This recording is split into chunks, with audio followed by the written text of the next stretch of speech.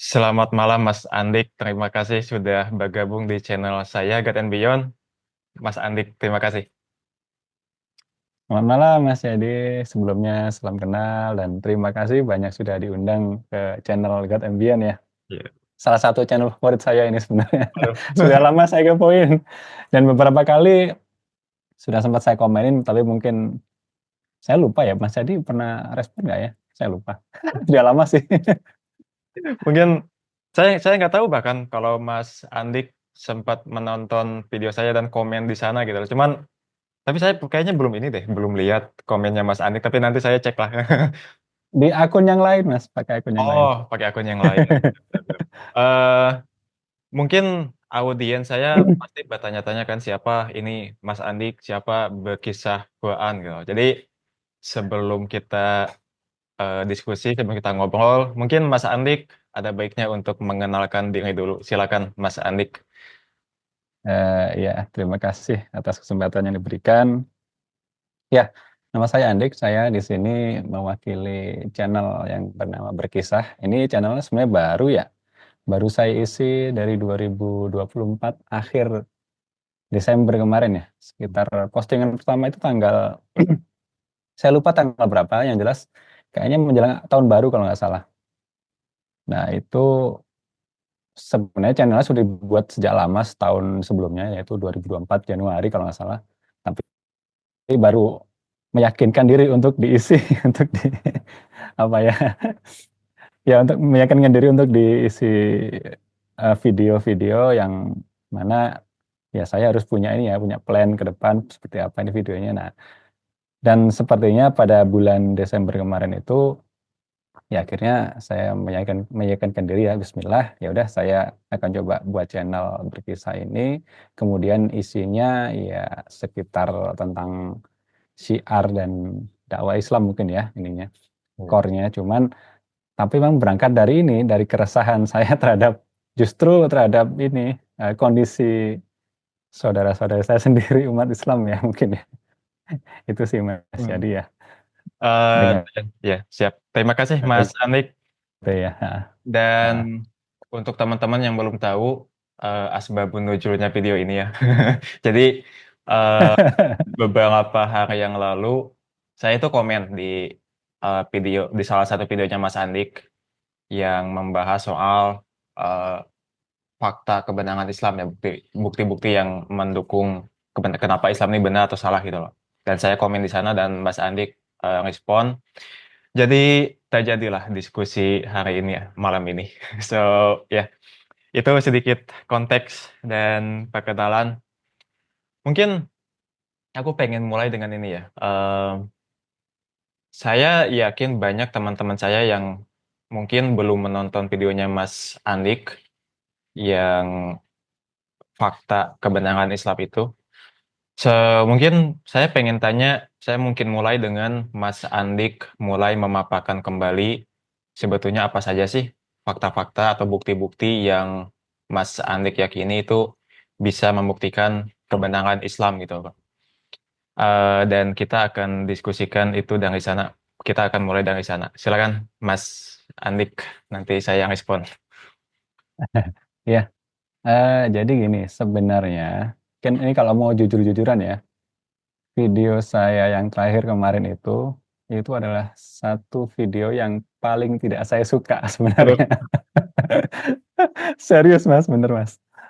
Jadi video itu apa ya?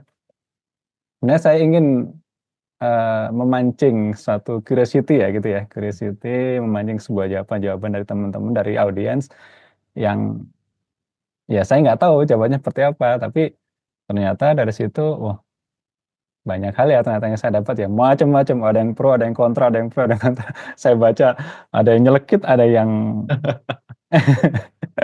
mungkin Mas Yadi sudah Iya. lebih paham lah ya mengalami sendiri hal-hal yang Iya. seperti itu. Tapi dari situ saya apa ya mendapat banyak insight sebenarnya bahwa sepertinya kayaknya emang saya ini nggak suka berdebat sebenarnya. Tapi kenapa judulnya silakan didebat. Nah ini sebenarnya agak kontradiksi dengan apa yang saya apa ya apa yang di hati saya gitu Mas sebenarnya aslinya ini. Iya. karena saya tidak suka berdebat, tapi membuat konten yang mengajak debat orang itu kan agak agak aneh dan cenderung dalam tanda kutip bunuh diri. Tapi dari situ saya memang mendapat insight, dan insight-nya tuh setelah saya simpulkan ternyata saya memang banyak hal yang belum saya tahu, terutama terkait agama Islam sendiri itu sangat-sangat banyak sekali dari situ ya. Karena kan, ya mungkin konteksnya ke audiensnya Mas Yadi, mungkin videonya itu tentang ini, ya ke bukti-bukti kebenaran Islam yang sebenarnya dalam tanda kutip saya klaim ya itu ya. Dan itu pun sebenarnya adalah bukti-bukti yang sudah common dibahas ya Mas Yadi ya. Kalau Mas Yadi lihat kemarin yang pertama itu apa sih? Kalau nggak salah poinnya terkait ini ya, terkait, maaf Mas, coba minta tolong di remind Eh, ya kalau saya lupa. iya, Terkait logis ya, ya, sorry saya lupa ya. Ya, terkait logis agama Islam apakah logis dan masuk akal gitu ya. Nah itu di situ saya bahas bahwasanya satu-satunya syarat untuk masuk Islam itu adalah akil balik, sedangkan akil itu kan akal, balik itu nyampe ya. Akalnya nyampe. Kalau akalnya nggak nyampe dalam tanda kutip, misal ODGJ atau mungkin belum cukup umur, misal anak-anak yang belum bisa membedakan antara baik dan benar atau baik dan salah gitu ya, itu belum bisa. Atau kalaupun secara fisik oke, tapi ternyata ada kondisi-kondisi tertentu yang memungkinkan dia tidak bisa berpikir secara baik gitu ya. Misal kayak kondisi koma atau mungkin kondisi stroke atau sakit-sakit yang lainnya, itu mungkin itulah tidak dibebankan untuk menjalankan agama Islam. Seperti itu Mas Jadi. Nah, jadi logisnya saya ambil dari situ, kemudian ke belakang itu diambil dari eh, kebenaran Al-Qur'an misalnya. Al-Qur'an itu adalah satu kitab yang satu mungkin dia konsisten, tidak eh, terbukti tidak pernah berubah dari awal turunnya sampai sekarang. Itu salah satu poinnya. Kemudian poin yang kedua itu saya sampaikan, dan ini sebenarnya hanya klaim ini ya, klaim saya juga belum bisa membuktikan keseluruhan apakah ayat-ayatnya atau semua ayatnya itu tidak ada yang bertentangan apa enggak, itu saya sampaikan. Eh, Padahal ya terus terang saya mengakui saya belum bisa membuktikan semua, karena memang pengetahuan saya tentang Al-Quran itu nggak cukup banyak ya kalau dibandingkan mungkin para ustadz atau siapapun lah itu ya, mungkin di situ. Kemudian apa lagi Mas Adi kemarin ya, saya lupa. Tentang Nabi eh, Muhammad ya. Nah, Nabi Muhammad adalah sosok, ya, ya Nabi Muhammad ya. Nabi Muhammad adalah sosok yang secara historis bisa ditelusuri secara detail, kemudian tokohnya nyata, dan kemudian dalam tanda kutip keteladanannya yang dicontohkan itu benar-benar perfect, sempurna, sesuai dengan eh, semua bidang yang dibutuhkan atau dicari oleh kehidupan umatnya sampai akhir zaman gitu. Apapun bidangnya seperti itu. Kemudian apa lagi ya? Saya lupa Mas Jadi. Oh iya, tentang hukum Islam. Hukum Islam itu sifatnya konsisten, jadi tidak mengikuti apa yang menjadi kebutuhan atau menjadi kepentingan pada saat hukum tersebut dibuat. Misalnya kemarin saya contohkan, kalau babi haram ya tetap sampai kapanpun haram, walaupun ada penelitian, walaupun ada rekayasa teknologi yang mengatakan bahwa babi itu bisa terbebas dari cacing pita kayak gitu ya. Dan seterusnya akhirnya ya di akhir sebenarnya saya nggak menunjukkan bukti apa-apa, sebenarnya itu hanya opini saya terkait kondisi umat Islam sekarang yang sangat jauh dari, menurut saya ini saya agak agak khawatir juga dengan apa yang saya sampaikan. Soalnya ada beberapa komentar yang menyampaikan bahwa wah ngarang aja. Kondisi Islam baik-baik saja, kamu ilmunya baru segini, mau komentar para asatid yang sudah ilmunya sudah mana, terus diklaim juga lulusan mana, waduh ini repot ini. Gitu Mas kira-kira. Jadi endingnya saya semacam autokritik terhadap umat Islam sendiri bahwa ayolah Al-Quran ini difungsikan sebagaimana mestinya sebagai kitab petunjuk, jangan hanya jadi pajangan, jangan hanya jadi bahan bacaan yang bersifat ini ya apa namanya ritual atau mantra gitu kan. Jadi kalau membaca Al-Quran dengan irama tertentu nanti rutin akan mendapat pahala. Ya emang mendapat pahala, cuman esensinya harusnya lebih dalam daripada itu yang saya maksudkan. Kemudian Al-Quran tidak hanya dijadikan sebagai bahan hafalan saja yang tanpa dimengerti isinya. Itu sih kurang lebih Siap. isinya ya. Mhm. Mohon diingatin kalau ada yang kelewat ya Mas Adi ya. Iya. Eh, Sebetulnya masih ada satu yang kelewat dari apa yang disampaikan oleh Mas Andik di video, yaitu Ya. yang satu-satunya yang saya bisa setuju sama Mas Andik, gitu. Jadi yang ini setuju Oh tapi gitu. yang lainnya nggak setuju. Yaitu Mas, kalau Islam itu Iya bukan ya. sekadar agama, Islam itu adalah din gitu. Nah ya. Islam itu adalah din, jadi Islam itu nggak pantas disandingkan dengan, Islam itu tidak setara dengan Kristen, dengan Hindu, dengan Yahudi. Karena Islam itu adalah din gitu. Dia itu bukan agama dalam pengertian kita mengenal agama Kristen, bahkan penterjemahan bahasa Indonesia ya, din ke dalam agama itu juga salah tau. Karena din Nah, itu bukan agama seperti yang kita kenal di Indonesia gitu. Eh, siap.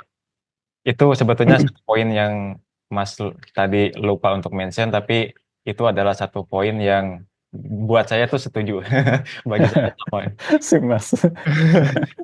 Eh, Pertama saya pengen bilang kalau saya sebetulnya juga tidak suka perdebatan ya. Saya nggak suka debat-debat kayak di apa ya, kayak channel YouTube yang lain gitu, kayak debat batariak-batariak, saling memotong dan sebagainya gitu. Soalnya saya pernah debat di TikTok dan pemain debatnya itu kayak motong lawan, kayak saling ketawa. Saya langsung ninggalin lah, nggak suka saya. Saya lebih sukanya tipe kayak gini gitu loh, kayak diskusi terus dengan attitude yang baik. Dan ini alasan juga kenapa saya mengajak Mas ya, karena setelah melihat video Mas saya kayak merasa, kayaknya enak banget nih, enak banget penyampaiannya, terus orangnya juga attitude-nya oke banget. Jadi saya undang. Itu ke persetujuan saya yang kedua ya. Kalau saya juga sebetulnya tidak suka debat. Oke, sekarang saya akan mulai ke hal-hal yang belum saya bisa setujui ya. Jadi Siap, di siap sini Mas. kita tidak tidak akan debat, tapi kita akan saling ini aja. Oh ya Diskusi Mas, aja. punten. Oh ya, Eh, Klarifikasi dulu. Jadi kalau nanti seumpama nanti saya tidak bisa menjawab, saya akan bilang saya tidak bisa menjawab atau belum bisa menjawab ya. ya Apa ya? santai nggak apa-apa. Siap. Eh, Hal pertama yang masih saya belum bisa setujui itu adalah, oke, Mas kan menunjukkan bukti-bukti kebenaran Islam gitu loh, bukti-bukti untuk menjustifikasi Islam ketimbang agama lain. Dan poin pertama yang Mas sebutin tadi itu adalah Islam itu logis gitu loh. Em, saya tidak tahu bagaimana kita mesti memaknai kata logis, karena mungkin kalau misalkan saya sering berdiskusi sama pendeta kan, sama teman-teman Kristen juga yang lain, dan mereka juga mengatakan hal yang sama kalau agama Kristen itu tuh juga logis gitu loh. Eh, Kemarin saya juga punya teman yang Buddha, dan dia kebetulan mengatakan kalau Buddha juga logis. So, jadi kalau misalkan salah satu kriterianya itu adalah logis, saya merasa kalau agama yang lain pun logis gitu loh untuk eh, pemeluknya. Buat Kristen, agama Kristen ya logis, buat Buddha, keyakinan Buddha juga logis. Tapi kalaupun misalkan, oke, Islam itu logis gitu ya. Saya meyakini kalau sesuatu yang logis itu belum tentu kebenaran gitu loh. Karena logis tuh hanya ada di tataran penalaran doang gitu. Bagaimana cara kita eh, apa ya, kita konsisten sama cara bernala yang baik. Itu logis gitu loh. Kayak misalkan saya bilang premis pertama ya, semua ikan itu bisa terbang. Premis kedua, Cahyadi adalah ikan. Kesimpulan, Cahyadi bisa terbang. Itu sebetulnya logis loh, Mas. Karena Iya, kalau kita ngomongin logis atau enggak logis itu tuh masih di tataran penalaran doang. dan logis itu belum tentu kebenangannya. Karena Cahyadi nggak mungkin bisa terbang kan? Atau semua Iya, iya, ikan bisa iya. terbang itu nggak mungkin. Betul, Eh, betul, Mas. jadi itu yang pengen saya point out. Pertama, logis itu belum tentu kebenangan. Ini saya kedua, ini saya masukin ya. Quran itu konsisten, tidak kontradiktif, dan Muhammad itu kuat secara historis. Oke, saya ada komen di sini. Em, saya penasaran dengan pendapat Mas. Saya merasa bahwa sesuatu itu, kalau misalkan saya punya buku, kitab itu kan buku ya. Kalau saya punya buku dan ini contohnya buku Gunggu Gembul, sesuatu yang saya nggak setuju ya. Saya bukan mengendorse buku ini enggak. Itu contoh aja. Kalau saya punya sebuah buku gitu ya, dan Ini buku nih saya juga ada ini dari siapa ini, Pak? wih itu salah satu ini kok. Itu salah satu karya yang sangat bagus, Bang Males ngedit. Betul, betul. Setuju. Misalkan saya punya buku ya, dan di buku ini tuh konsisten gitu loh. Maksudnya di dalam buku ini itu nggak ada satupun yang saling kontradiktif gitu loh. Jadi nggak ada di halaman sekian dia ngomong ini, tapi di halaman selanjutnya dia ngomong itu nggak ada. Misal kayak gitu ya. Nah, fakta fakta bahwa suatu buku itu tuh tidak kontradiktif, saya kira itu sama sekali tidak membuktikan kebenaran buku ini gitu loh. Hanya karena buku ini konsisten, tidak kontradiktif satu sama yang lain. Itu bukan indikator bahwa buku ini tuh adalah kebenaran. Apa yang membuat buku ini kebenaran adalah ya bukti yang koherensi dengan ini gitu loh. Terus Mas juga bilang kan kalau Quran di video itu kalau Quran itu otentik ya dari masa lalu sampai masa sekarang Quran tuh nggak diubah, tidak seperti kitab lain, tapi Quran tuh eh, tidak berubah, bukan dalam tidak seperti apa yang Pak Munim Syari katakan gitu. Islam Quran itu otentik. Aku mau untuk menyetujui itu ya kalau itu otentik. So, oke, Quran itu otentik. Tapi lagi-lagi, kalau suatu buku itu otentik dari zaman dulu sampai zaman sekarang, itu tuh tidak membuktikan kebenaran klaim yang ada dalam buku ini. Contoh saya kasih contoh kayak gini ya. Kita punya buku yang otentik dari zaman abad kedua misalkan, bukunya Ptolemus yang ngomong kalau matahari itu mengelilingi bumi. Dan kita masih otentik loh. Buku itu masih otentik. Kita masih punya catatan dia yang ngomong kalau matahari mengelilingi bumi. But again, meskipun buku itu otentik, itu tuh nggak membuktikan kalau matahari membuktikan bumi kan. Faktanya tetap bahwa bumi loh yang mengelilingi matahari. Jadi fakta bahwa suatu buku itu otentik, itu tuh nggak membuktikan apapun. Itu nggak membuktikan kebenaran klaim yang ada di dalamnya gitu loh. Lagi-lagi, eh, yang membuktikan sesuatu itu adalah koherensi dengan realitas ya, bukan entah itu buku itu otentik atau buku itu konsisten. Dan ini satu lagi yang paling penting ya, Mas. Eh, ini satu lagi yang penting mengenai kenabian Nabi Muhammad. Saya pengen bilang bahwa saya setuju 100% apa yang Mas katakan soal Nabi Muhammad gitu loh. Entah dia itu karakternya mulia, meskipun saya sebagai non-muslim ya, saya selalu bilang kalau Nabi Muhammad itu adalah orang yang hebat gitu loh. Dia itu adalah man of his time. Dia itu adalah orang yang hebat di zamannya gitu loh. Maksudnya seorang dia bisa membangun, bisa menjadikan Arab tuh yang terpisah-pisah menjadi satu dan membangun kerajaan di sana gitu loh. Itu suatu hal yang sangat-sangat oke banget gitu loh untuk manusia di zamannya. Jadi kita nggak punya perdebatan apakah Muhammad itu bagaimana, tapi saya juga setuju kalau dia itu manusia yang hebat, karakternya sangat mulia. Sebagai non-muslim makanya saya melihatnya seperti itu. Dan Nabi Muhammad itu juga bukti catatan historisnya kuat ya. Seperti Mas juga nyebutin dan saya setuju bahwa seperti Michael Hart dalam bukunya atau Karen Armstrong itu juga menulis soal Nabi Muhammad. Dan ya, oke, tetapi lagi-lagi saya pengen ngomongin kalau s- karakter ke- kemuliaan karakter yang dimiliki seseorang itu tidak membuktikan kalau apa yang dia klaim mengenai alam itu benar. Maksudnya gini loh, misalkan ada seseorang yang kayak dia itu bilang bahwa, saya contohin lagi yang tadi, ada seseorang yang megah, yang gagah banget, yang berwibawa banget, terus dia baik banget, tapi dia ngomong, sesungguhnya matahari itu mengelilingi bumi. Nah, meskipun dia itu wibawa, meskipun dia itu sangat mulia, meskipun ada banyak orang yang tidak percaya sama dia tuh bilang bahwa, oh dia tuh manusia hebat gitu loh. Tapi kalau misalkan dia ngomong sesuatu yang salah mengenai alam ya, matahari mengelilingi bumi, klaim dia itu tetap salah gitu loh. Karena yang benar tetap bukti bahwa bumi mengelilingi matahari. Jadi aku pengen nekenin bahwa kemuliaan karakter seseorang dan dia itu ditulis oleh banyak sejarawan, misalkan mengenai dia, it has nothing to do. Itu tuh nggak ada hubungannya dengan kebenaran klaim yang dia buat gitu loh.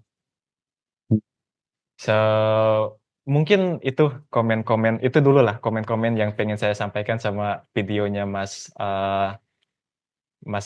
Andik. Tapi lagi-lagi saya pengen bilang kalau videonya bagus, saya menikmatinya dan saya menikmati penyampaian yang disampaikan oleh Mas Andik. Terima kasih Bang. Mungkin Mas Andik ini dulu lah, komen dulu mengenai tanggapan saya barusan. Insya Allah. Nah, pertama-tama pertanyaan udah berat begini. Ya, ya, izinkan saya menjawab ya Mas Adi ya. Jadi menurut yang saya pahami bahwa kita itu kan menjangkau suatu kebenaran itu kan kalau di dalam beragama atau apapun lah ya, itu ada namanya iman ya. Ya, Ya. iman itu kalau mungkin ditafsiri sebagian besar orang itu hanya percaya gitu ya, percaya kemudian pokoknya yakin, pokoknya ya dalam tanda kutip pokoknya.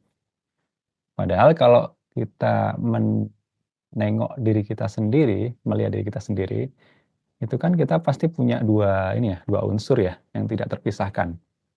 Yang pertama itu ada akal,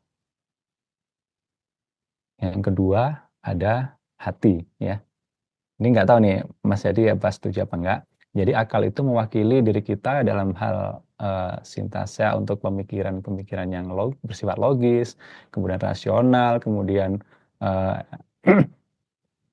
analisis, ya analitik gitu ya, dan segala macam yang terkait dengan mungkin kalau dikaitkan dengan sains mungkin dia bisa menyaratkan sesuatu yang bisa bersifat empiris gitu ya. Dalam tanda kutip akal ini bersifat objektif ya. Sedangkan satu lagi kita punya unsur satu lagi yaitu hati tadi ya. Itu di dalamnya ada perasaan, feeling, kemudian apa lagi ya? Ya yang melibatkan hal-hal yang bersifat subjektif ya. Yang mana kalau yang saya pahami nih, dua hal ini selalu tidak dapat dipisahkan. Dalam artian begini, walaupun tidak dapat dipisahkan, tapi kita bisa mengaturnya. Mana yang sekarang dominan, mana yang tidak dominan. Nah, gitu ya Mas Adi ya. Paham ya? Jadi misal kalau kita memahami sesuatu gitu katakanlah misal memahami saya melihat seekor gajah. Saya melihat ya menggunakan indera ya. Artinya kita di situ menggunakan akal kita ya. Oh, objektif nih. Berarti harus saya tingkatkan level objektivitas saya menggunakan akal yang saya miliki, menggunakan rasionalitas yang saya miliki bahwa gajah itu bentuknya begini, begini, begini. Ukurannya segini, tingginya segini, beratnya segini, dan dia hidup di habitat yang seperti ini, seperti ini. Kalau itu saya gunakan rasa, maka nggak nyambung. Oh, kayaknya gajah nih, kayaknya benci deh sama saya. Kan nggak gitu ya. Kayaknya gajah ini, kan nggak begitu ya. Jadi dalam kehidupan sehari-hari, iman itu akan selalu berkutat dengan dua hal itu. Jadi saling tarik-menarik atau saling tuning lah ya, tuning mana yang kita kita maksimalkan penggunaannya. Jadi untuk setiap hal tidak bisa kita langsung pro rata, oh ini harus empiris nih, nggak bisa begitu. Lihat dulu apa yang dibahas. Kalau yang dibahas mungkin ilmu pengetahuan atau sains yang bisa diindra, bisa diukur, bisa ya bisa dilihat, didengar dan segala macam itu mungkin bisa diempiriskan. Tapi hal-hal yang bersifat perasaan, subjektivitas itu bagaimana cara mengukurnya? Nah, itulah yang saya namakan sebagai iman. Jadi iman itu adalah bagaimana cara kita menjangkau sebuah kebenaran. Itu Mas tadi ya. Itu saya garis bawah dulu. Nah, tadi pertanyaannya adalah tentang logisnya, tentang apakah jika sesuatu itu logis, apakah itu sebuah kebenaran gitu ya Mas Adi ya kalau nggak salah. Ya. Mohon dikoreksi kalau Eh, saya salah ya. saya lebih tepatnya dalam bentuk penyataan ya, bahwa sesuatu yang logis itu belum tentu kebenaran. Ya, ya. Kalau dalam pemahaman saya, ketika kita menggunakan iman kita, itu akan selalu mengarah pada kebenaran, tapi tidak pernah sampai pada kebenaran itu sendiri. Mengapa? Kalau kita sudah sampai pada kebenaran itu sendiri, maka tidak butuh iman. Hmm.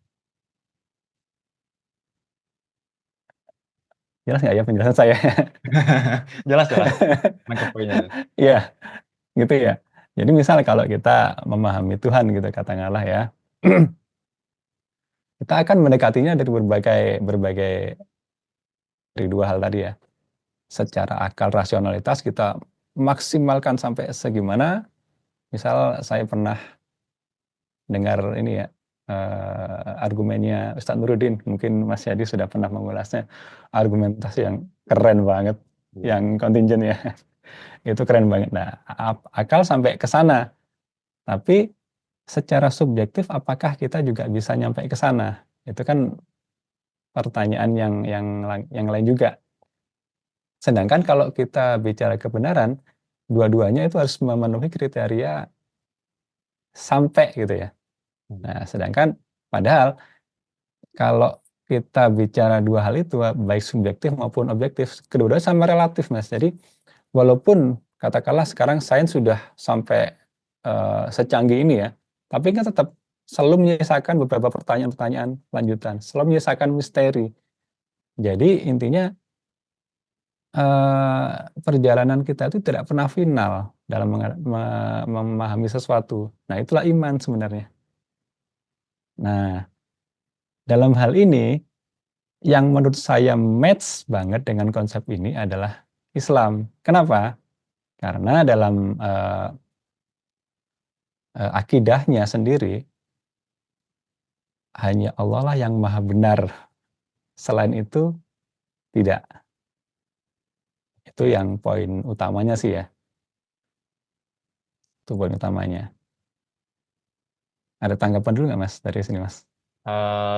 Ada. Gimana gimana? Em, saya sebetulnya setuju ya sama apa yang Mas Andi katakan. Misal kalau ya tadi kita ngomongin ke iman itu, akal dan hati itu, let's say mesti seimbang gitu loh. Nggak semua hal bisa dijangkau sama akal, tapi ada beberapa hal yang kita mesti pakai hati gitu loh untuk sampai ke sana gitu loh. Dan Mas Andik barusan juga bilang bahwa saya merasa bahwa Islam tuh lebih benar ketimbang yang lain karena Allah lebih tahu gitu loh. Setelah ngomongin akal dan hati ya. Eh, saya merasa bahwa jawaban itu pun sebetulnya bisa di-apply ke agama lain gitu loh. Again, saya sering dialog sama pendeta dan mereka pun bilang kurang lebih hal yang sama ya. Kalau yes, ada beberapa hal yang bisa kita jangkau dengan akal, ada beberapa hal yang bisa jangkau dengan hati. Mereka juga bisa bilang bahwa kenapa saya memilih Kristen karena Tuhan lebih tahu. Jadi saya melihatnya, mohon koreksi kalau saya salah ya, tapi Ya. saya jawabnya bahwa jawaban yang Mas Andi kasih itu tuh adalah jawaban yang subjektif gitu. Semua orang beragama pun tadi yang mau Kristen, mau Hindu, mau Yahudi, dia tetap bisa bilang seperti itu. Kenapa agama saya benar? Karena saya merasa Tuhan saya lebih tahu gitu. Jadi bagaimana Mas Andik membuat sesuatu yang saya kira ini sifatnya subjektif gitu loh. Kebenarannya cuma Iya. masing-masing kepada kebenaran yang dia tuh objektif, yang tidak bergantung sama pikiran manusia. Nah, justru di situ Mas Yadi. Jadi konsep subjektivitas ini benar-benar kuat kalau saya lihat di Islam ya. Hmm. Kalau menurut pemahaman saya, di Islam itu Allah itu maha subjek. Dia nggak akan bisa dijangkau oleh objektivitas sampai setinggi apapun, karena dialah yang menentukan. Kalau seumpama Allah itu bisa dijangkau oleh objektivitas, katakanlah secara empiris gitu, maka berarti dia bukan Tuhan. Jelas. Ya, nangkep ya masanya. Ya, ya. Nah, dan deskripsi-deskripsi tentang Allah itu sempat saya sebutkan ya, bahwa di Al-Quran itu ada 3.000-an ayat lebih yang mendefinisikan bagaimana Allah menceritakan dirinya dalam berbagai angle gitu ya. Dan angle-angle itu kalau saya kumpulkan, kalau saya baca semua, ternyata itu mencakup definisi komplit dari sesuatu ya Tuhan yang benar, yang pantas disebut sebagai Tuhan gitu ya Mas ya. Saya agak-agak bingung menyebutnya ini ya. Ya dari situ definisi Tuhan yang di dalam Islam itu benar-benar komplit ya, nggak tahu nih kalau, tapi saya memang terus terang saya belum mempelajari agama lain, tapi dari sisi baik itu secara rasionalitas maupun secara subjektivitas itu memperoleh skor yang tinggi lah kalau saya boleh bilang ya. Ya. Karena kalau seumpama di cross check dengan pendapatnya Ustadz Nuruddin yang tadi sempat kita bahas, itu kan benar-benar ini ya ultimate ya pendapatnya ya. Nah itu di Islam seperti itu. Kemudian kalau secara subjektivitas, ya Allah itu maha subjek. Ya, katakanlah saya bisa meluk Islam ini ya karena Allah yang berkehendak gitu ya. Karena saya yang ditunjuki jalannya, bukan bukan yang lain gitu. Nggak ada yang bisa menentukan. Itu sih Mas. Jadi kalau sementara ini ya saya nggak 100% tahu, tapi justru di situ karena kalau saya 100% tahu, maka buat apa saya beragama gitu ya, buat apa saya beriman, Tapi gitu kalau sih. kalau Mas Andik 100% tahu, Mas Andik bisa meyakinkan saya untuk kembali mualaf. Eh, Itu eh, hanya Allah yang bisa menentukan, Mas. ya, insya Allah ya. Eh, Karena gini, kalau maaf ya Mas, saya ya, lanjutkan Mas. silakan. Karena gini, kan ada beberapa orang juga yang bertanya kepada saya, kalau saya ikut grup-grup kajian ateis atau mungkin yang seru-seru di grup ya, di grup FB itu kan banyak ya. Iya. Terus saya coba lemparkan isu itu. Rata-rata pertanyaannya sesimpel ini. Tunjukkan, katanya kamu sudah bersaksi gitu ya. Tunjukkan persaksian itu kayak gimana gitu. Kalau kamu tidak bisa menunjukkan dengan simpel, dengan mudah, maka ya itu hanya omong kosong gitu, nonsense. Lalu saya berpikir juga, eh, kadang memang nggak, persaksian orang itu nggak bisa disamakan ya Mas Adi ya. Kadang ada orang yang memperoleh hidayah itu hanya cuman dari apa ya, ditinggal meninggal oleh orang yang disayangi mungkin, itu tiba-tiba langsung, "Oh, saya kayaknya dapat hidayah nih. Jadi, eee, kon agama ini sepertinya sesuai dengan kondisi yang saya alami sekarang," misal. Atau kalau dalam kasus saya, "Oh ya Mas Adi, saya pernah kecelakaan yang luar biasa mungkin ya." Itu terjadi sekitar 2 tahunan lebih ke belakang lah. Itu gimana ya saya menceritakannya. Jadi pada waktu itu memang saya sedang buntu-buntunya, sedang nggak, eee, nggak bisa menemukan dengan clear ya. Kan memang saya dari kecil memang sudah Islam ya katakanlah, sudah belajar ngaji dan segala macam, kemudian diajari agama ini, rukun iman, rukun Islam dan segala macam, sampai, kuliah dan segala macam. Tapi saya tuh masih nggak nggak nggak mendapat ini, nggak mendapat korelasinya. Soalnya kalau ketika saya mendengarkan ceramah-ceramah ustadz-ustadz itu, yang dijelaskan Ustadz A misal seperti ini, Ustadz B seperti itu, tapi banyak hal yang mereka itu nggak nyambung satu sama lain. Jadi kalau misal saya cross check dengan Quran sama hadis itu kadang ada hadis yang bertentangan satu sama lain, ada bahkan ada Quran dengan hadis itu yang seolah-olah bertentangan. Ini gimana sih saya mempelajari agama saya itu seperti apa? Sampai sempat saya marah-marah itu juga, sempat saya itu marah, "Ini gimana? Apa yang harus saya lakukan?" Gitu, Mas. Akhirnya sampai pada suatu ketika Karena di samping saya juga merasa banyak dosa dan maksiat yang mungkin tidak bisa saya ceritakan di sini. Tapi ada suatu ketika sebelum kecelakaan, 3 menit sebelum kecelakaan itu, saya sempat berdoa, "Ya Allah, eh, saya mau benar-benar bertobat, mengakui segala kekurangan saya, kemudian saya hanya ingin tunjuki saya jalan untuk bisa mempelajari agama ini kalau memang agama ini benar, kalau memang itu untuk ditujukan untuk saya." Sambil nangis gitu kan. Ini malah cerita nggak apa ya Mas Yadi Nggak ya. apa-apa, santai. Akhirnya saya ingat persis 3 menit setelah itu ada jalan turunan. Sepeda saya forknya patah. Oh ya, saya suka sepedaan by the way. Patah, muka saya membentur jalan makadam, atau makadam ya Mas tadi. Enggak, Makadam apa-apa. itu jalan,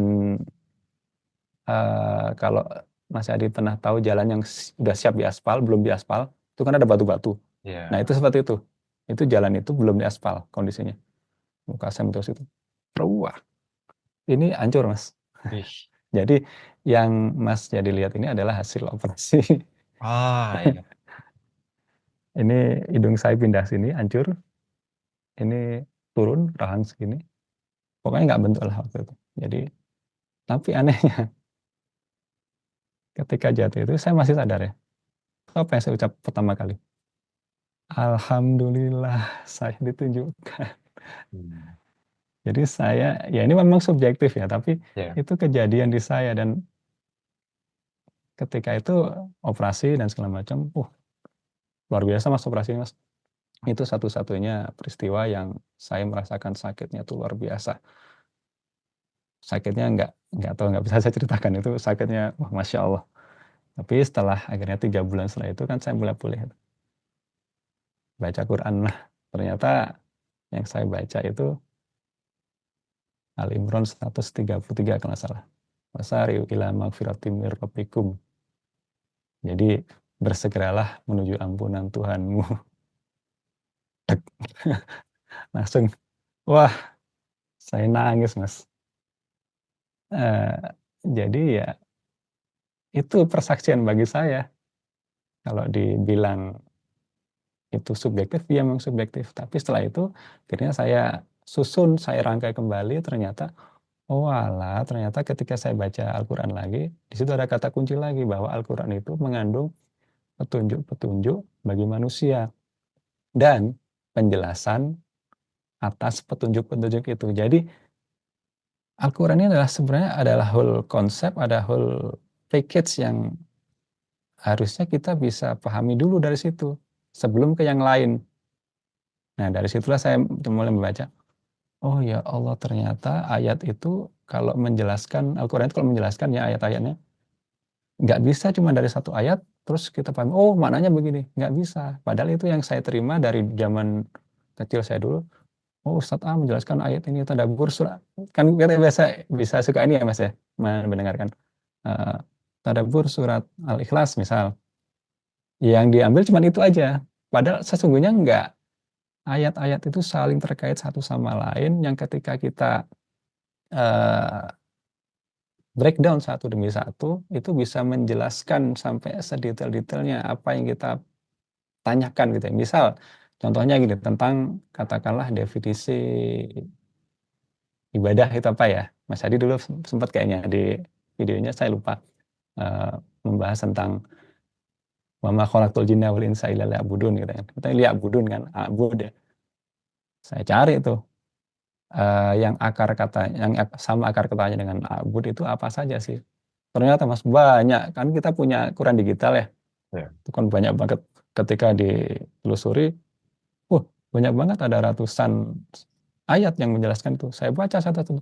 Oh alah, ternyata ibadah itu nggak hanya sholat, nggak hanya puasa, nggak hanya zakat yang selama ini dipahami orang. Ternyata ibadah itu lebih, pengertiannya adalah mengabdikan diri, menghambakan diri kepada pencipta kita. Oh dari situ saya akhirnya, oh kalau begini caranya berarti harusnya definisi-definisi yang lain yang perlu saya tahu harusnya ada juga dong. Kayak misalnya takwa, kayak misalnya apa itu ilmu pengetahuan, apa semuanya. Oh, kayaknya ini ada nih. Nah, dari situlah saya, oh ternyata dari sini saya baru mendapat apa ya, kalau boleh dibilang hidayah ya. Jadi walaupun saya lahir Islam, KTP Islam, tapi saya baru merasa tercerahkan itu baru 2 tahun ke belakang, Mas. Ini jujur saya. Jadi mulai tuh saya baca buku-buku, wah banyak banget. Dari saat itu dalam 2 tahun saya baca berapa buku ya, 100 lebih kayaknya yang saya baca akhirnya. Dari situ, wow, ternyata menikmati ilmu pengetahuan Ya. tentang agama yang tadi kita sempat sepakati sebagai adin itu luar biasa ya.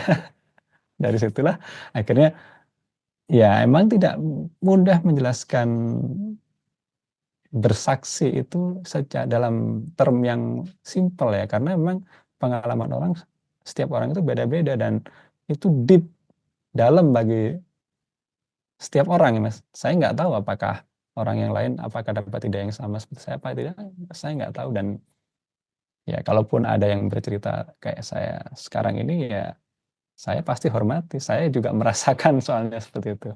Begitu Mas Jadi. Jadi kalau dikaitkan dengan faktor kebenaran yang tadi, ya saat ini yang paling match, yang paling nyambung dengan kehidupan saya ya Islam, gitu Mas Jadi. Em, pertama saya Jadi pengen, baru baru yang logis tadi ya. Nanti kita ya, bahas yang berikutnya. ya, ya. Eh, pertama saya pengen ngomong Ah, kalau mengalami pengalaman Mas yang tadi ya. Eh, hmm, saya tidak mau komen karena saya pun sebetulnya sangat mencari pengalaman seperti itu ya. Saya bahkan sama Guru Gembul itu pernah ngomong kalau saya pengen didatangi Yesus. Guru Gembul kan pernah merasa didatangi Tuhan ya ketika dia sholat. ah, Terus saya bilang sama dia kalau saya juga pengen didatangi Tuhan gitu loh. Entah itu mau Yesus lah misalkan tiba-tiba datang atau ini. Jadi saya pun merasa kalau misalkan saya mengalami pengalaman, let's say katakanlah pengalaman spiritual ya. yes, Saya betul. saya merasa kalau itu akan sangat impact sama saya gitu loh. Meskipun saya tahu itu subjektif gitu ya. Tapi saya tetap merasa kalau itu pasti bakal merasa sangat impactful buat saya gitu loh. Meskipun ya itu subjektif. Dan ngomongin subjektif, tadi Mas juga eh, mengakui ya, mau mengakui bahwa ya memang ini tuh subjektif gitu loh. Seperti misalkan saya bilang yang tadi ya, kenapa Islam benar ya buat orang Islam karena Tuhan Allah itu lebih mengetahui dan begitupun dengan orang Kristen lainnya kenapa Kristen benar ya karena Tuhan Yesus mungkin lebih mengetahui gitu loh. So ini sifatnya subjektif dan saya melihat ada masalah di sini kalau misalkan kita bilang bahwa ini memang subjektif karena konsekuensi dari mengakui bahwa ini memang subjektif adalah kita nggak bisa bilang bahwa ini loh kebenaran buat Islam dan yang lain tuh salah. Karena kalau sifatnya subjektif adalah, well, kalau sifatnya subjektif, entah itu salah semua atau benar semua gitu loh. Itu kalau subjektif ya. Ya, buat Mas mungkin Islam benar, buat pendeta-pendeta yang saya ajak diskusi mungkin mereka Kristen benar gitu loh. Dan buat teman-teman saya Buddhis itu benar. So, kalau subjektif ya semua bisa mengklaim kebenaran. Dan tadi juga ketika Mas berbicara soal sifat-sifat Tuhan atau Asmaul Husna Tuhan, Tuhan Islam itu eh, pantas disebut Tuhan gitu. Hanya Allah yang bisa yang pantas disebut Tuhan. Nah, namun kriteria bagaimana kita menyebut suatu entitas itu Tuhan atau bukan Tuhan itu buat saya juga masih ranah subjektif ya. Bagaimana saya sebagai orang yang tidak memeluk agama apapun, saya tidak bisa bilang bahwa eh, orang Hindu misalkan yang memahami Tuhan secara politeistik ya banyak gitu dan mereka mendefinisikan Tuhan mereka, saya nggak bisa bilang bahwa itu tuh bukan Tuhan gitu. Terus ada Santo Anselmus misalkan yang mendefinisikan Tuhan sebagai maha kasih, maha kuasa, maha segala dan maha segala yang bisa kita bayangkan itu sebagai bukan Tuhan, saya tidak bisa ngomong itu. Dan Islam dengan konsep Tuhannya yang bagi saya itu agak apa ya, agak lebih tegas gitu ketimbang Tuhannya Kristen ya. Kalau Tuhannya Kristen kan betul-betul maha maha kasih, dia tuh maha cinta, dia maha all loving gitu. Tapi beberapa teman Muslim bilang kalau Tuhannya Islam tuh tidak seperti Tuhannya Kristen gitu, karena Tuhannya Islam tuh sedikit seperti Tuhannya Perjanjian Lama misalkan konsepnya. Tapi poin yang pengen saya tekankan adalah itu tuh subjektif. Dan kalau misalkan kita mau mengatakan bahwa itu memang subjektif, maka konsekuensinya adalah kita tidak bisa ngomong bahwa agama kita benar gitu loh. Because Oke. kalau misalkan kita mau ngomong Hmm. A itu benar dan non A itu salah, maka kita mesti menunjukkan kalau agama yang kita yakini ini tuh benar objectively gitu loh. Maksudnya objektif itu adalah ini tuh tidak bergantung pada manusia kapanpun dan manapun gitu. Kebenarannya itu tidak bergantung sama manusianya gitu. Atau di mana mereka hidup, kapan di mana mereka hidup. Kalau sesuatu itu benar secara objektif, maka dia tuh benar kapanpun orang itu hidup, dimanapun dia itu hidup, dan apapun background keyakinannya. Ya. Ketika dia membaca Islam, misalkan, ini kebenaran gitu, objectively. Eh, Mungkin komen saya pengen komen tuh itu ya. Poin saya adalah saya tuh belum menemukan kebenaran bukti kebenaran Islam yang objektif itu seperti apa karena saya melihat yang Mas tadi lakukan adalah menunjukkan kebenaran Islam secara subjektif dan saya tentu menghargai ya eh, tentu aja kalau agama tuh bisa se-meaningful itu bisa seperti itu tapi saya hanya belum menemukan apa sih bukti kebenaran Islam yang dia itu objektif gitu loh. Mungkin segitu dulu Mas Andik. Iya, tadi kan sempat saya ini ya, saya sebutkan bahwa kita memiliki dua hal itu ya, Ya. akal yang objektif dan rasa yang subjektif gitu ya. Nah, kalau kita hanya eh, artinya menyampaikan subjektivitas tanpa divalidasi oleh yang objektif, maka itu sesungguhnya akan lemah ya Mas ya. Karena ya mungkin Mas Yadi juga mengamati sekitar kita kan banyak orang-orang yang dalam tanda kutip hanya beriman atas dasar pokoknya gitu ya. Pokoknya kalau kiai saya mengatakan ini maka saya akan ikut dan saya anggap itu sebagai sebuah kebenaran. Itu banyak sekali kayak gitu. Sehingga ya kita tahu prakteknya akan banyak sekali hal-hal yang negatif yang mana itu sebenarnya menurunkan ini ya, semakin menurunkan peradaban kita. Ya sebetulnya contoh kayak misal film Walid kemarin ya Mas ya. Ya. Film Walid itu kan aduh saya geleng-geleng. Tapi emang itu adalah realitas yang kita hadapi ya. Jadi orang-orang kita banyak kan lebih ke arah sana. Jadi memandang sesuatu yang objektif dengan cara yang subjektif atau sebaliknya. Oh itu kacau itu. Nah dari situlah maka dengan cara yang saya kemukakan di video tersebut, walaupun tadi seperti yang tadi saya sampaikan bahwa saya nggak suka banget dengan video itu dan cara penyampaian sebenarnya, karena itu sama sekali bukan sama sekali ya, karena itu tidak mewakili sebagian besar apa yang ada di dalam pikiran dan hati saya. Mungkin saya akan bahas video-video selanjutnya, mungkin ya akan saya perkuat dengan argumentasi-argumentasi yang lain. Tapi memang yang kemarin itu ya hanya ya common reason lah ya, yang siapapun bisa, oh pasti Islam ngakunya Quran yang paling benar gini-gini, paling Islam gini-gini dan seterusnya. Ya itu memang seperti itu Mas. Tapi ketika saya mencoba hal-hal yang memvalidasi itu dengan yang objektivitas, seperti halnya nggak tahu nih bisa disebut objektif atau enggak ya. Misal ketika saya mempelajari Al-Quran, di situ ada apa ya, banyak banget ininya yang saya temukan itu ke maksudnya kalau kita pelajari dari sisi ini ya secara gramatikal yang benar ya, misal dari bahasa Arabnya seperti apa, kemudian dari ya bahasa aslinya lah ya. Ya. Apakah dia fi'il mudhari, apakah dia fi'il madhi dan seterusnya. Kenapa sih kalau menyebutkan Injil dan Taurat itu Al-Quran menyebutnya sebagai anzala gitu ya. Kalau menyebutkan Al-Quran itu sebagai nazala, artinya oh ini kalau menyebutkan Injil dan Taurat berarti dia menceritakan masa lampau. Sedangkan kalau Al-Quran itu menyebutkan masanya sekarang yang mana itu terus hikmahnya akan terus turun dan terus turun seperti itu sampai sekarang pun nanti sampai akhir akhir zaman gitu ya katanya. Eh, dan itu ada banyak sekali dan itu sangat presisi kalau saya lihat sampai sekarang ya. Nggak tahu nih kalau kalau mungkin ada beberapa argumentasi yang lain. Tapi ternyata memang dari video kemarin itu saya berkaca juga. Oh ternyata saya masih ada beberapa banyak bahkan ayat-ayat yang nggak saya ngerti. Seolah-olah ini kayaknya bertentangan. Contohnya kemarin itu ayat berapa ya saya lupa. Jadi tentang penciptaan langit dan bumi mana yang lebih dulu itu Mas. Ada yang berkomentar seperti itu. Jadi ada di beberapa ayat tertentu itu bahwa bumi diciptakan terlebih dahulu dan isinya baru kemudian langitnya.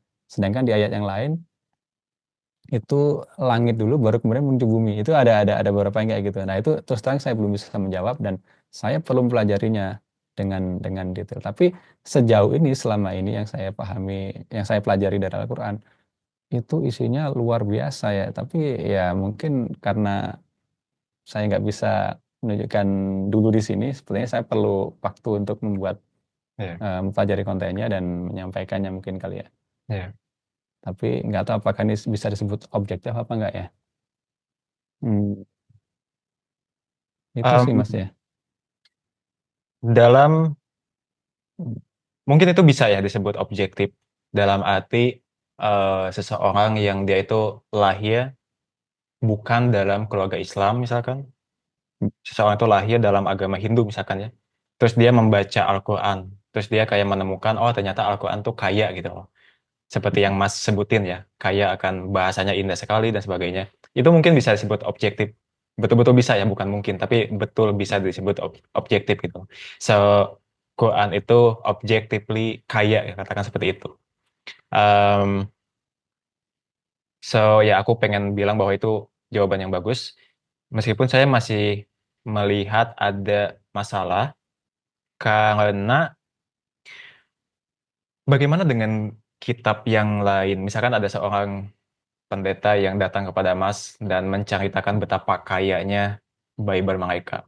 Dan tentu, eh, kalau nggak salah Alex ya, kalau nggak salah ateis orang barat yang pernah ngomong kalau Bible itu juga kaya gitu loh. Bahasanya tuh bahasa yang bagus. Em, misal kata cinta saja, itu tuh sebetulnya beda-beda. Jadi kata cinta ketika diterjemahkan ke dalam bahasa Inggris itu cuma love doang. Tapi sebetulnya ketika kita tarik ke bahasa aslinya, cinta itu banyak macamnya loh. Ada cinta kepada orang tua, cinta kepada objek, cinta kepada istri. Itu tuh beda-beda sebetulnya katanya. Tapi pas diterjemahkan ke dalam bahasa Inggris, itu tuh cuma love doang. Cuman love. Iya, Iya ya. padahal dalam bahasa aslinya itu tuh bukan love, itu tuh bukan satu kata ya, tapi ada banyak katanya ya untuk Iya sih, sama ya. mendefinisikan cinta. Iya, Kayak Eh, bahasa Arab kan luas ya ini ya. Satu ya. akar kata itu bisa, kembangannya bisa ratusan hingga ribuan Nah makna itu, kata yang lain. iya. Nah, Jadi saya melihatnya mungkin benar ya bahwa kitab Al-Quran itu kaya gitu loh.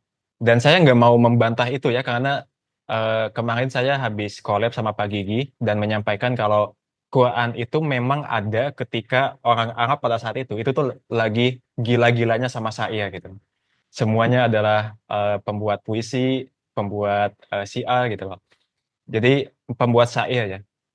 Jadi eh, akan sangat masuk akal kalau Quran itu dibuat dalam bentuk seperti itu gitu loh. Karena pada masa itu lagi di digila-gilainya tuh puisi sastra ya. Makanya Quran dibuat dalam seperti itu untuk membuat orang tuh lebih banyak kayak, wih, bahkan ada satu sahabat yang dia itu dibacakan Al-Quran, terus dia melihat bahwa pas dia membaca, dia mendengarkan, dia mengatakan kalau ini tuh bukan bikinan manusia gitu loh. Dalam arti, gue tuh ngerti sastra gitu loh.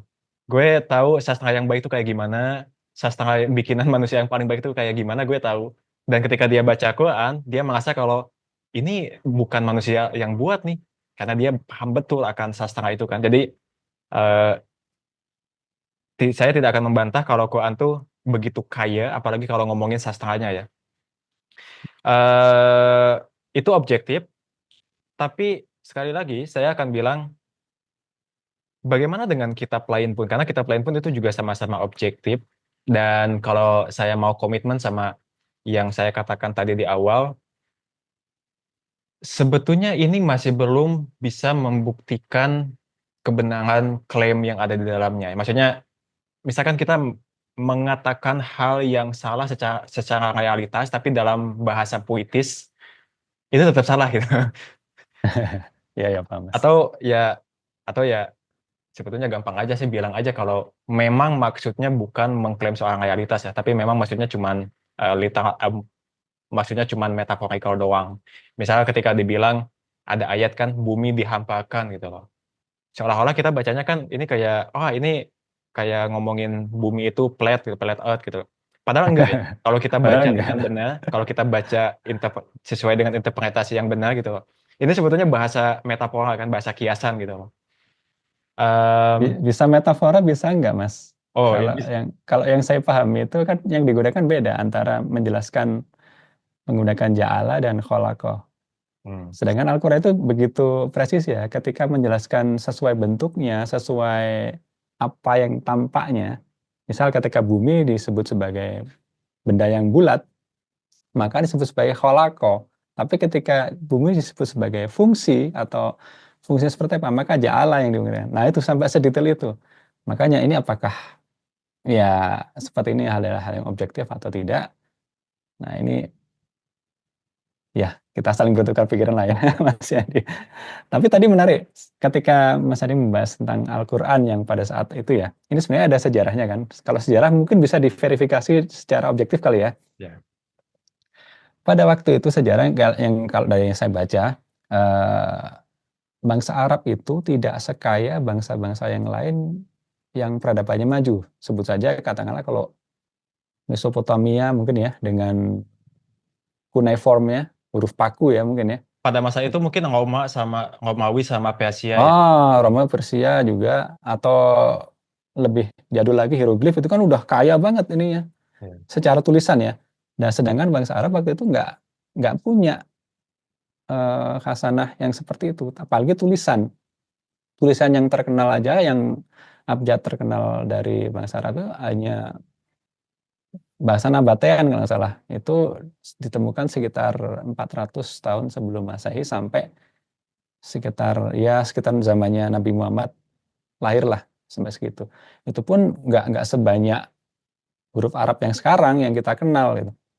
Nah dari situ saya mengkorelasikan kalau pada saat itu ketika Al-Quran turun kepada Nabi Muhammad diwahyukan dan secara tekstual maupun secara fonetik itu sampai sekaya itu, maka rasional saya mengatakan bahwa itu adalah wahyu. Ya nggak mungkin seperti yang tadi sahabat, siapa tadi yang sempat disebut sama Mas Yadi ya, ada cerita sahabat yang meyakini bahwa ini nggak mungkin manusia yang membuat, karena memang secara rasional mengatakan demikian, Mas. Karena zaman itu tidak ditemukan bukti-bukti sejarah yang eh, menyatakan bahwa bahasa Arab itu sudah maju sebelum Al-Quran ya. Tapi begitu Al-Quran ada, langsung beda banget tuh.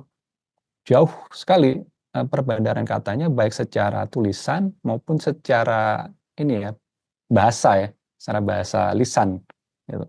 Bahkan PBB waktu tahun berapa itu? 76 kalau salah. Itu sempat menjadikan bahasa Arab adalah bahasa internasional ya, bahasa resminya PBB karena memang kalau ditelisik secara akar katanya itu sangat luar biasa. Dia hanya punya dari kombinasi 3 huruf saja, misal ya, ain, ba, dal, itu saja sudah bisa memberikan makna yang begitu luasnya. Mungkin kayak cinta ya. Kalau di bahasa Arab itu ini habba, ha, ba itu habba itu turunnya bisa macam-macam. Ada cinta, ada yang tumbuh, ada yang berkembang. Nah, itu kan ini ya, senuansa ya. Jadi Ya. cinta itu ada benih juga maknanya benih. Jadi benih itu bisa tumbuh sedemikian lebatnya kayak kayak apa ya, kalau kita mengibaratkan bahwa cinta itu juga bisa ditumbuhkan ya, dan segala macam lah, banyak banyak kosakata Arab yang seluar biasa itu. Jadi waktu itu rasional saya mengatakan bahwa ketika turunnya Al-Quran itu, maka Al-Quran itu ya wahyu. Apakah ini cukup objektif, Mas? Bagaimana jika gini Bang, skenario-nya kita bayangin sebuah skenario yang Nah, kita ngomongin pemisalan ya. Misalkan Mas Andik ini lahir di Bali gitu loh. Dari kecil tuh udah punya orang tua Hindu gitu ya. Diajarin soal Hindu, diajarin teologi Hindu dan sebagainya. Sehingga betul-betul awam sama Islam, Kristen dan Yahudi ya. Lalu pada suatu hari Mas Andik membaca Quran dan ternyata menemukan kalau wah ternyata Quran tuh kaya banget nih bahasanya, bahasanya keren banget gitu loh, puitis sekali dan sangat oke. Tapi di saat yang sama, Mas Andik juga membaca Bible, buka kitab Perjanjian Lama dan Perjanjian Baru dalam bahasa aslinya ya, bukan dalam terjemahan tapi dalam bahasa aslinya gitu.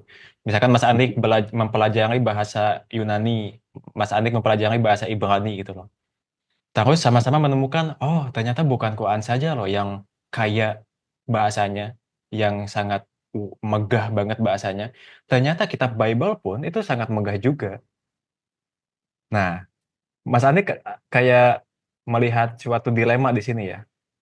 Kalau kita hanya mendasarkan kebenaran itu hanya pada, misalkan hanya pada salah satunya adalah pada kekayaan bahasa yang dipakai dalam kitab itu, maka Mas Andik punya dua kandidat nih. Kandidat yang memakai Perjanjian Lama dan Perjanjian Baru, yaitu Yahudi dan Kristen, dan satu lagi Islam. Jadi saya kira mungkin saya akan mempertanyakan bagaimana Mas Andik berubah dari agama Hindu yang diyakini sejak masa kecil ke dalam agama Islam. Sedangkan bukan hanya Islam doang loh yang ininya bahasanya tuh kaya, tapi Yahudi dan Kristen itu juga sama-sama kaya. Itu Mas Andik bakal ya, kayak gimana? ya, ini mungkin terkait ini ya, konsep takdir juga nanti ya. Tapi nanti aja itu. Jadi, oh ya, Mas tadi ini nggak pernah tahu ini nggak eh, teks aslinya Perjanjian Lama itu ada nggak sih? Perjanjian Lama itu, setahu saya gini ya, Perjanjian Lama itu adalah kumpulan buku gitu loh dalam bahasa Ibrani. Dan saya cukup membaca-baca dikit dan saya melihat ada perdebatan di sana ya, entah itu masih otentik, entah itu masih yang asli, atau ada sedikit perubahan di sana, atau sedikit ada yang menambah-nambahi di sana. So, Nah, ya. nah dari situ mungkin ya salah satu pertimbangan saya kenapa. Kenapa ya karena Al-Quran masih otentik, dan sedangkan agama yang lain